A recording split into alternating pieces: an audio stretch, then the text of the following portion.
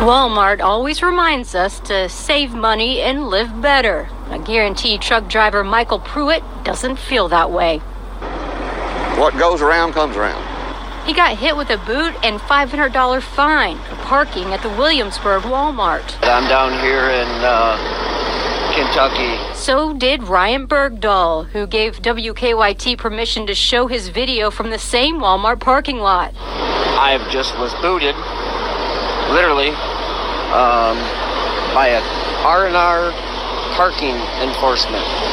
There's 5 other trucks here, and there's one. They booted him. It's on the windshield. They booted him, and, well, that's a trainer. They booted him, and it's $500, or you get towed. You have 1 hour to pay it. On the night Pruitt was booted, there were 14 other trucks that got hit with a bill and a boot. This is a money scheme. This parking lot is exempt from Walmart trucks only. So there's a $500 fine you have to pay to remove it. That's the price off the windshield. You have 1 hour to do so. This man works for R&R Parking Management. The truckers there claim he never knocked on the truck door, just threw a boot on the windshield and a ticket to boot. You're not allowed to touch that. I know my rights. That's illegal, dude. Yes, it is. This is private property. This don't belong to you. This don't belong to Walmart. All you supposed to do is knock on the door and tell us to leave. One lady crying. One guy, the one guy that I pulled in behind, he said, hell, I pulled my gun. So I'm just saying that's the recipe they're setting up for you. Pruitt has no idea why Walmart doesn't want truckers parking in the lot. No one we found seems to know. I've parked here hundreds and hundreds of times, never had an issue. And now this. We were able to get in touch with Walmart's corporate office. Walmart partnered with R&R Management more than a year ago. R&R have signs posted at all entrances and in the parking lot. Walmart came to the decision to partner with R&R after excessive overnight parking, littering, and damage. Walmart officials say they make no money off R&R fines. Pruitt has been driving a truck for 15 years. When federal guidelines changed to 11 hours of driving time and a 14-hour workday, They put everyone on e-logs, and with that being said, it seems as though the industry has changed to the fact that everybody is on the same shift. not long ago he took his mandated break in Williamsburg. The pilot truck stop and the rest area nearby were completely full.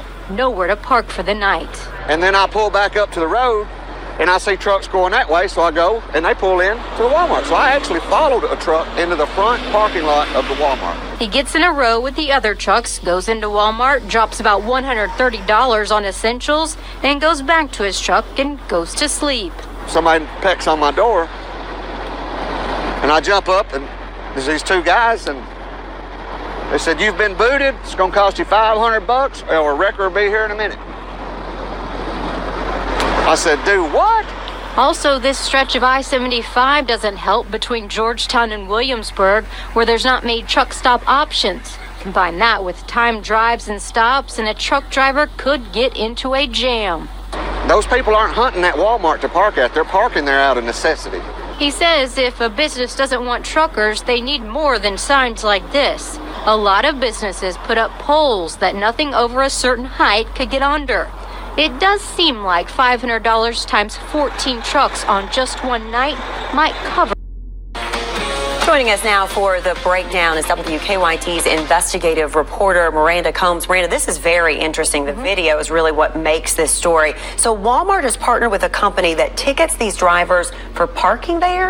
Right. I guess about a year ago, Walmart partnered with this group called R&R Management, who happens to manage a lot of the Walmart parking lots throughout the southeastern area, from what I've learned just looking online.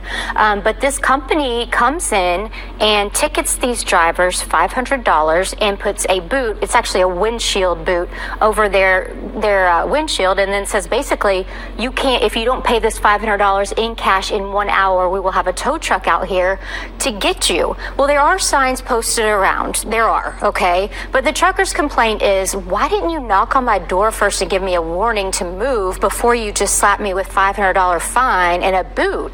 And also their complaint is, if you really don't want us parking there and the money you're collecting from this, why don't you put up bigger bumpers so people can't get, semis can't get in, or those posts that people can have up to make sure they don't go over a certain height limit.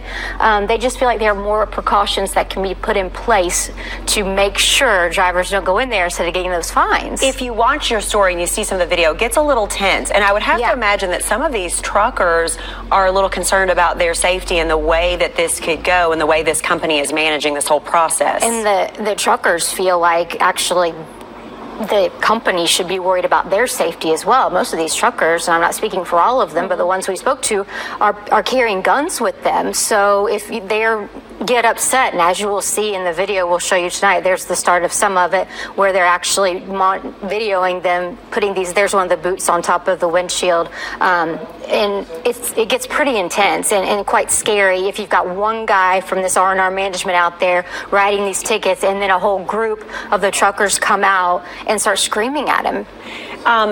For people that maybe aren't familiar with trucking and the industry, these truckers are having to park in areas like this, they say, because there's not enough other areas for them to stop by regulation when they have to. Is this a federal trucking issue? Okay, so the one guy we talked to, the one trucker we talked to on camera about this specifically, he said the problem, the reason there's so much overflow out of actual truck stops and into these Walmarts is because the way the federal regulation goes now, these e-logs, they're able to work 11 hours in a 14-hour day, okay? Well, that makes everybody basically on a day shift. And you know, from Georgetown all the way down to Williamsburg, there's not a lot of places for them to stop, so they're getting clogged up there, and that's causing the overflow. Quickly, Miranda, as we wrap up here, is there going to be an outcome to this, do you think? It was actually one of the nicest conversations I've had with a corporate office was Walmart. They were very accommodating in regard to listening to what I was saying, that I was hearing, and they are going to take that into account, but they are not profiting off of any of this.